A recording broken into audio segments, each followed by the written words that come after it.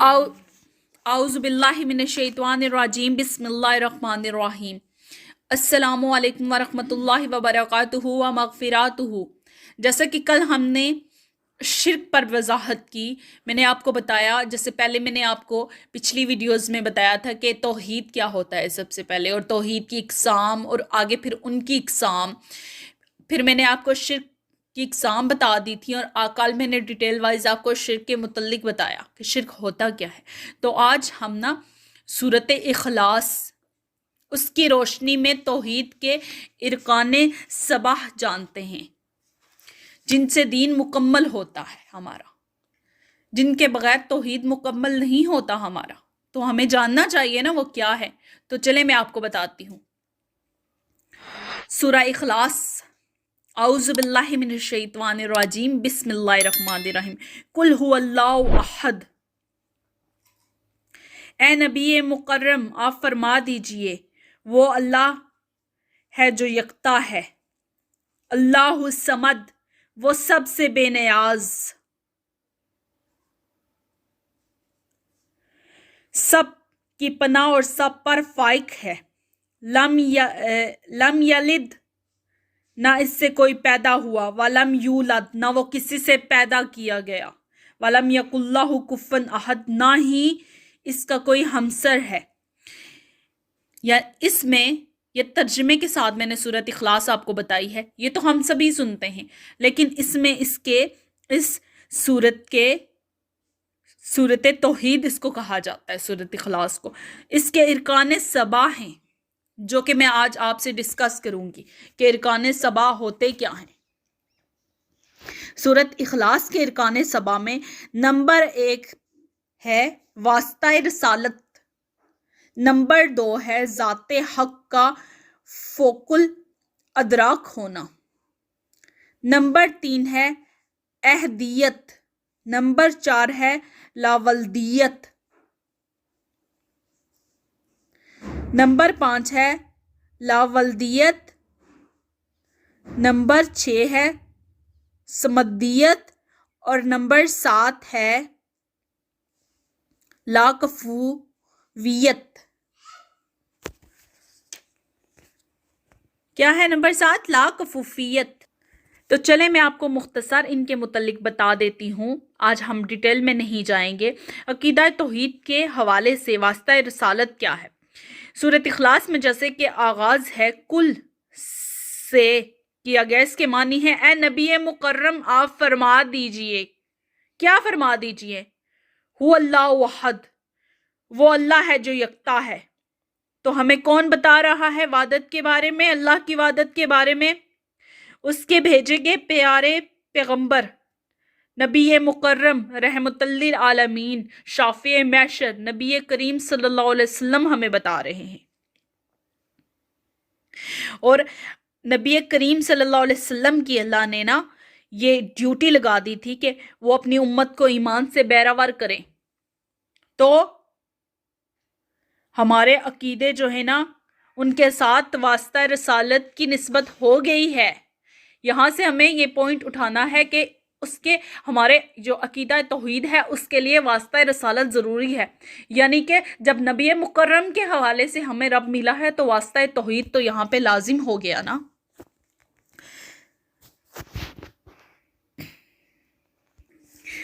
दूसरे रुकने सबाह की तरफ आते हैं, ज़ाते हक का फोकुल अदराक होना।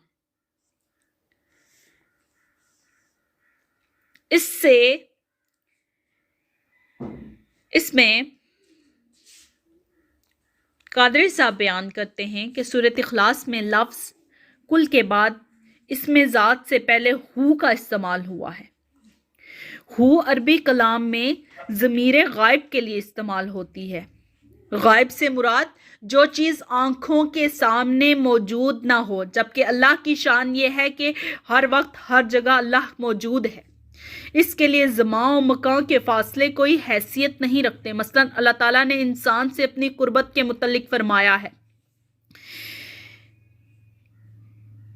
हम इसका तर्जुमा बता देते हैं आपको, और हम इसकी शारक से भी ज़्यादा इससे करीब हैं।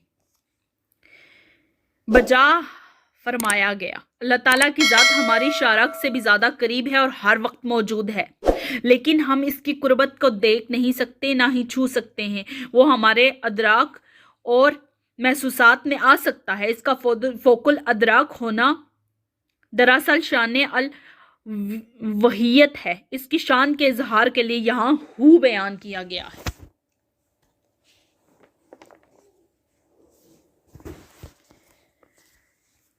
اس لیے ہو کا موجود ہونا اللہ تعالیٰ کے لیے یعنی کہ ذات حق کا فوق الادراک ہونا یہاں سے ثابت ہو چکا ہے۔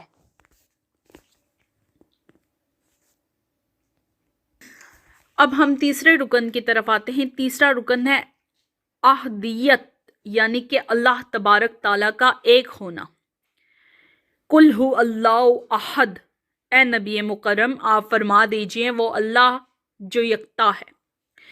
اس توحید کے اس تصور کو یہاں اس طرح سے اجاگر کیا گیا ہے، یعنی توحید کی نسبت اللہ تعالیٰ کی ذات کی طرف ہے، اس کی صفات کی طرف ہے، یعنی کہ اس کا پوری کائنات، یہ پوری کائنات اس کا ہست و بود میں کوئی شریک و سہیم نہیں، وہ معبود و خالق و مالک ہونے کے اعتبار سے یکتا و یگانہ ہے۔ وہ اللہ ایک ہے، اس کا کوئی ہمسر نہیں ہے اس کائنات میں، اس لیے تمام تر امکانات جو نا وہ ختم کر دیے گئے ہیں شرک کے، کیونکہ اللہ کے سوا اس پوری کائنات میں کوئی بھی دوسرا معبود نہیں ہو سکتا۔ یہ امکانات یہاں پہ رد کر دیے گئے ہیں کہ اللہ ہی ایک واحد معبود حق ہے، وہ تنہا اپنی ذات میں ہے اور وہیں معبود برحق ہے، اور اس کے سوا کوئی بھی شخص جو معبود نہیں بن سکتا، اللہ کی ربوبیت میں شریک نہیں ہو سکتا۔ چوتھا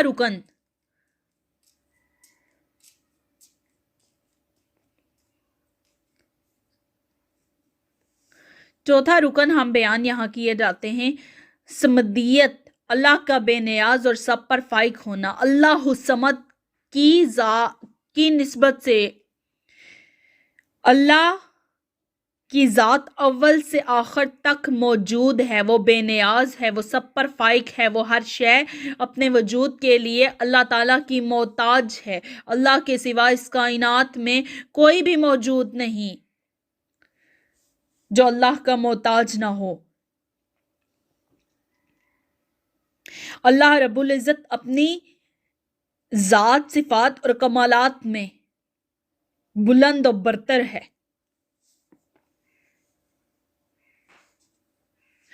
جیسے کہ یہاں پہ بیان کیا گیا ہے، وہ بصیر ہے، لیکن وہ اپنے بصیر ہونے یعنی اپنی بصارت میں کسی کا محتاج نہیں۔ وہ سمیع ہے،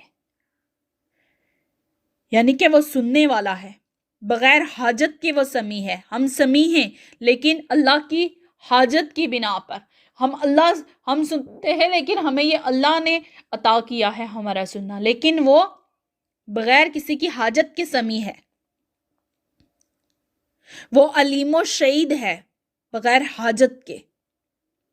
وہ رحیم و کریم ہے، جواد ہے اور رؤوف ہے بغیر کسی حاجت کے۔ ہم ہر معاملے میں اپنے کریم اللہ کے محتاج ہیں۔ الغرض جتنی بھی صفات ہیں اللہ کی، وہ بغیر کسی حاجت کے ہیں۔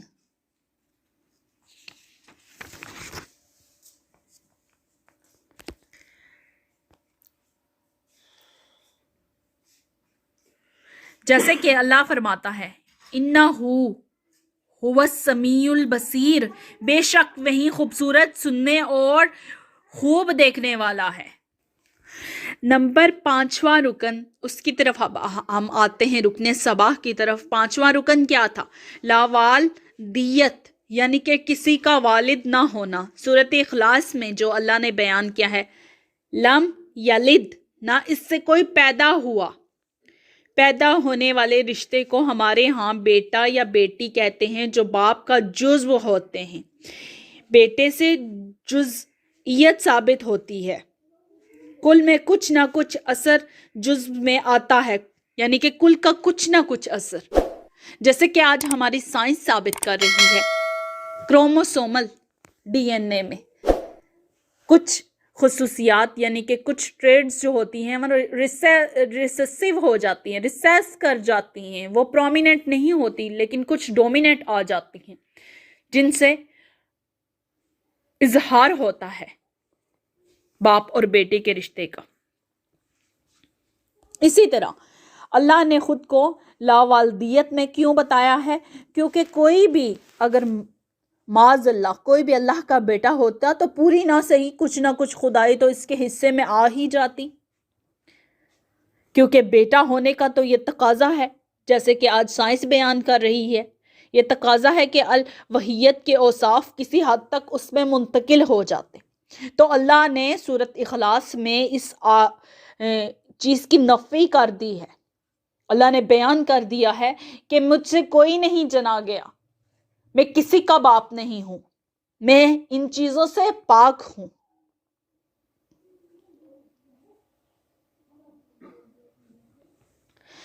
تو یہ ہے لاوالدیت جو ہم نے ابھی آپ کے سامنے رکھی ہے۔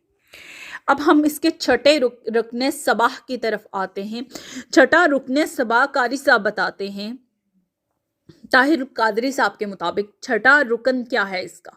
چھٹا اس کا رکن یہ بتایا گیا ہے سورۃ اخلاص میں، جیسے کہ فرمایا گیا ہے، اللہ پاک فرماتے ہیں وَلَمْ يُولَدْ، نہ وہ کسی سے پیدا ہوا،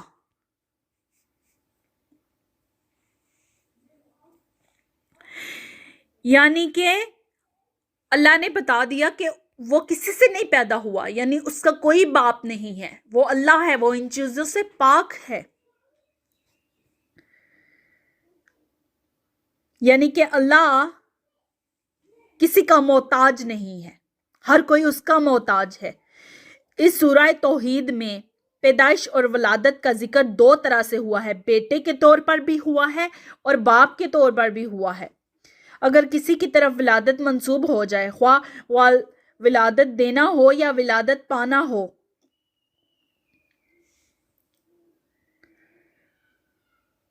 تو یہ سب تو پھر اسی چیز کے اندر آ جاتا ہے نا، لیکن اللہ تبارک تعالیٰ نے سورۃ اخلاص میں نفی کر دی ہے۔ اللہ فرماتا ہے وہ جو خدا ہے، خدائے برحق ہے، نہ وہ پیدا ہوا نہ اس سے کوئی پیدا ہوا۔ تو یہاں پہ چھٹے رکن لا ولدیت یعنی کہ کسی کی اولاد نہ ہونا، اس کے متعلق بھی وضاحت ہو چکی ہے، ہم نے آپ کو بتا دیا ہے توحید کا یہ صیغہ بھی۔ پیارے سننے والوں، اب میں 7ویں رکن کی طرف آتی ہوں۔ 7ویں رکن صبا یعنی لا کفویت۔ لا کفویت کیا ہوتا ہے؟ یہ آخری ہمارا رکن صبا ہے جس پہ ہم معمولی سی آپ کو نا رہنمائی فراہم کر رہے ہیں۔ جب اس کی ڈیٹیل میں جائیں پھر تو کتابیں ہی بھر جاتی ہیں، لیکن میں آپ کو اس کی نا صرف چھوٹی سی وضاحت دے رہی ہوں تاکہ آپ کو سمجھ آ سکے۔ تو 7واں رکن لا کفویت کیا ہے؟ لا کفویت سے مراد ہے، جیسے کہ اللہ نے کیا کہہ دیا ہے سورت میں، کسی کا اللہ تعالیٰ سے ہمسر اور ہم رتبہ نہ ہونے کا بیان، یہ لا کفویت کا اظہار ہے۔ جیسے کہ اللہ سورۃ اخلاص میں کہتا ہے وَلَمْ يَكُنْ لَهُ كُفُوًا أَحَدٌ، اور نہ ہی کوئی اس کا ہمسر ہے۔ تو یہاں پہ وضاحت ہو گئی ہے کہ کوئی بھی اللہ کا ہم پلہ اور ہمسر نہیں ہے، نہ ہی کوئی اس کا شریک ہے، وہ اپنی صفتوں میں اپنی ذات میں یکتا ہے، کیونکہ اللہ ایک ہے، وہ صمد ہے، وہ احد ہے، لم یلد ہے ولم یولد ہے، وہ یکسر پاک ہے، کوئی واحد الوجود، کوئی واجب الوجود ہے، نہ کوئی واجب الارادہ۔ ان ساری صفتوں میں اللہ یکتا ہے، ہر کوئی اس کا محتاج و تابع ہے، اس کا شریک ہم پلہ اور کفو کوئی بھی اس کائنات میں موجود نہیں، کسی جہان میں بھی موجود نہیں ہے۔ تو پیارے ویورز، سورۃ اخلاص کے یہ کلام پاک میں نا یہ تشریحات میں نے آپ کو اٹھا کے بتائی ہیں۔ سورۃ اخلاص کی جب तफासिर के अंदर आप जाते हैं तो इतनी चीज़ें आ जाती हैं, तो पूरे कुरानुल करीम के अंदर जाएंगे तो कितनी चीज़ें आ जाएंगी आपके समझने और सुनने के लिए। सूरत इखलास में इन 7 इरकान को अल्लाह तबारक ताला ने जो बयान कर दिए हैं, जिनकी वजाहत हमने कर दी है आपके आगे, इन सब इरकान के साथ अल्लाह की वादनीयत को तस्लीम करना, उसकी रबूबियत को तस्लीम करना ही असल अकीदाए तौहीद है। अगर इन तमाम इरकान में से एक भी रुकन का इनकार हो तो शिर्क साबित हो जाता है। इसको कहते हैं शिर्क। ये नहीं कि फलां बंदे ने कह दिया जी मैंने ये काम किया, मैंने ये दवाई ले ली किसी डॉक्टर से और मुझे डॉक्टर की दवाई से हमने उसके ऊपर फतवा लाजम कर दिया, जी उसने तो कहा डॉक्टर की मुझे मेडिसिन से आराम आ गया तो जी उसने शिर्क कर दिया। उसने ये नहीं कहा कि अल्लाह ने आराम दिया, क्योंकि ये गलत फहमी और जहालत की बुनियाद पे उसने किया ना। जब उसको दीन की बुनियादी समझ होगी, सूझबूझ होगी, तो वो कभी नहीं कहेगा, वो ये कहेगा कि अल्लाह ने डॉक्टर को वसीला बनाया और उसकी दवा से मैं ठीक हो गया। तो इस तरह के फतवे जो है ना, जो उठा के फिरते हैं और फतवे लाजिम कर देते हैं, तो इसकी वजह से मैंने आज आपको तौहीद का ये बाब समझाया है कि ये जो बेसिक इरकान हैं, इसके इरकान सबा हैं जो सूरत इखलास के, इनका इनकार शिर्क कहलाता है। वैसे किसी पे शिर्क के फतवे मसलत नहीं कर देने चाहिए, ये चीज है। आइम्मा मोरखीन को देख लेना चाहिए, आइम्मा मुज्तहिदीन के अक़वाल पढ़ लेने चाहिए और आइम्मा मासूमीन की तालीमात पर अमल कर देना चाहिए। फिर हमें पता चलता है शिर्क क्या है, तौहीद क्या है, रसालत क्या है। फतवे नहीं लगाने चाहिए ऐसे किसी पे। अब मुझे इजाज़त दीजिए। अल्लाह हाफिज़। अस्सलामु अलैकुम।